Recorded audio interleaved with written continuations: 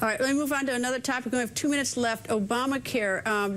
President-elect has said that he's going to be unveiling or telling us something about it next week. Can you give us a little bit of a hint? Because I've been very hard on the Republicans. They've had several years to come up with something. They have not. What the Democrats have passed, there are a lot of problems with it in terms of the cost. So, you know, we're sort of waiting for Donald Trump says, President-elect rather, says that he has something coming up next week. Any hints?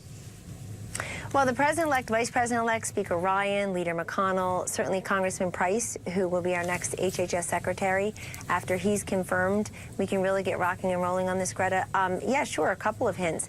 You can buy health insurance over across state lines. You can't now. The millions of Americans who still have no access to health care will be helped.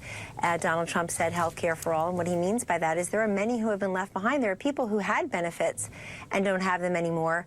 Either they had to give them up because the premiums skyrocketed, or they were faced with reduced quality and choice and access.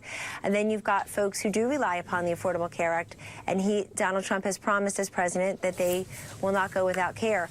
The other thing is health savings accounts. You get a personal account so that you control more of the health care spending, and we all become more conscientious about that. Block granting Medicaid to the states so that those who administer it to those in needs within their states do it closer to home. So, look, there are 9 plans. The Republicans did not come up with nothing. I have to respectfully disagree. They came up with 9 different plans over the last several years, and they're trying to reconcile those.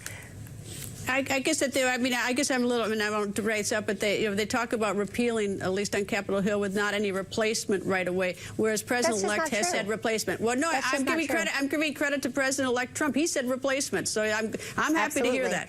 I'm happy to hear that. He said at his press conference last week, Greta, it would be done in quick succession. He said maybe the same hour, day, a week.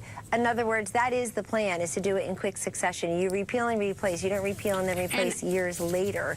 And the one thing I wanted to say is this is the issue that we hear the most from Americans about, is how unaffordable and inaccessible health care is. It's just a crushing burden for many Americans, and we can do better.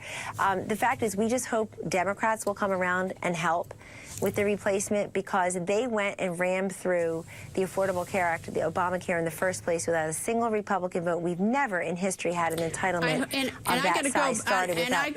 And I got to go, but I do hope you get some Democrats in this